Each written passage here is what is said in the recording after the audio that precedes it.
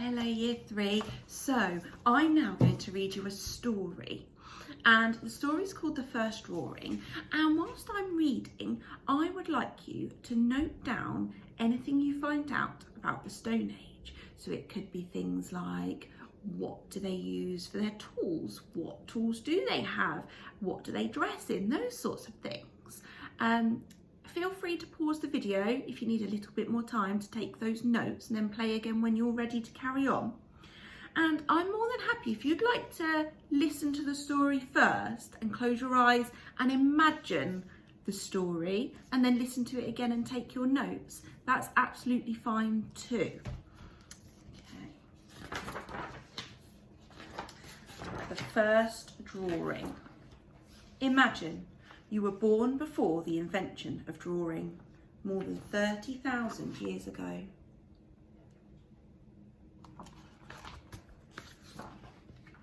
You live in a cave with your parents, grandparents, sisters, brothers, uncles, aunts, many cousins, and your wolf, Shadow.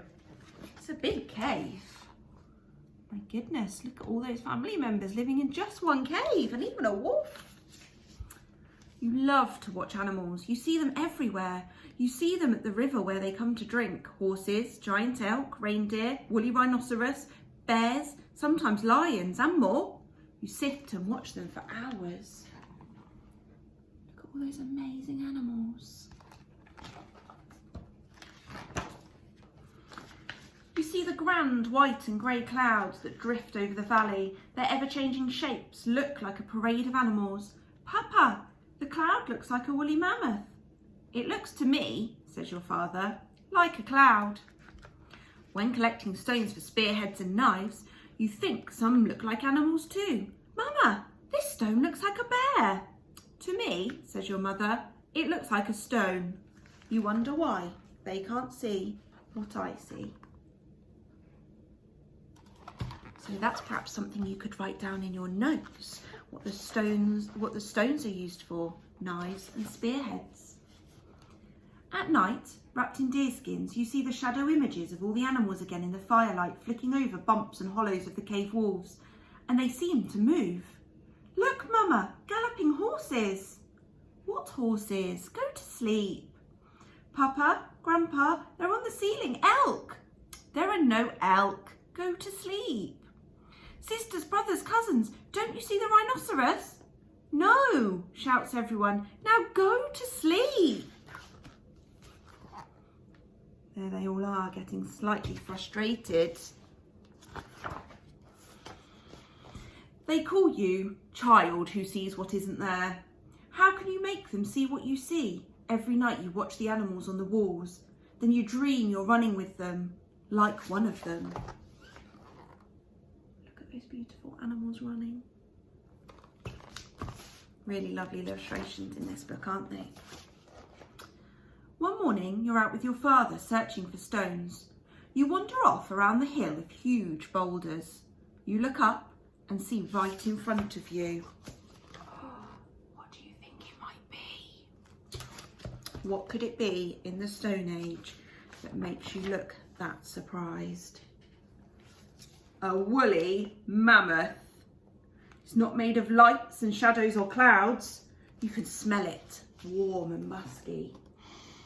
Imagine what that mammoth must smell like.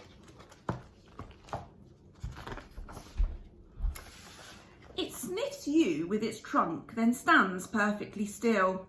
So do you. You're afraid to move. It's like a fur-covered mountain with eyes that look into yours. You look back, and in those eyes you see that being a mammoth might not be so different from being you. Wonder how the mammoth's feeling at this point. The mammoth sighs through its trunk, and like a mountain walking, it turns slowly and lumbers away. You begin to breathe again. Whew. That was quite scary, wasn't it?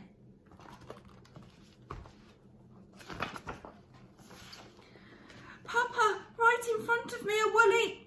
Child, your father sighs. What are we going to do with you? That night, in front of the fire, as your eyes begin to close, you see, what's it going to be?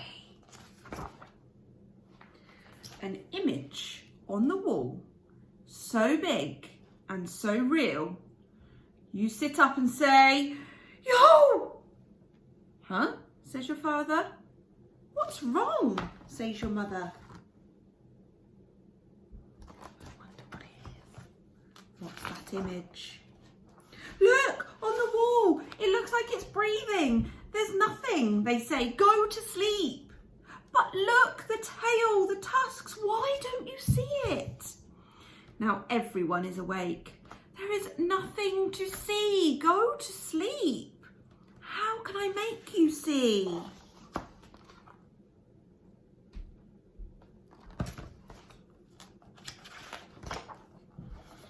And without thinking, you leap out of bed, take a burnt stick from the fire and run to the wall. Look, here's the tail. Here are the back legs. You make marks on the bumpy wall to show them where to look. And the back, the front legs, the ears, the eye watching us. Its trunk and its tusks. "Stop!" shouts your father. Here you are, painting what you can see.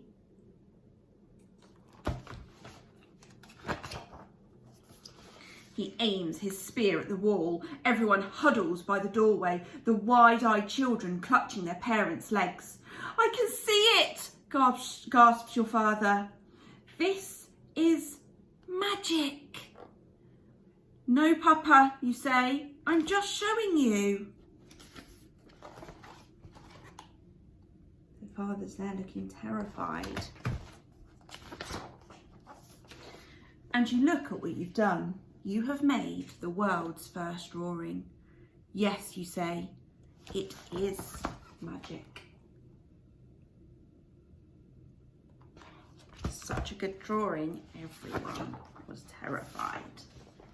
Now everyone can see what you see, and so you make more drawings. You show your parents, grandparents, sisters, brothers, uncles, aunts, cousins how to draw too. For thousands of years, people keep drawing.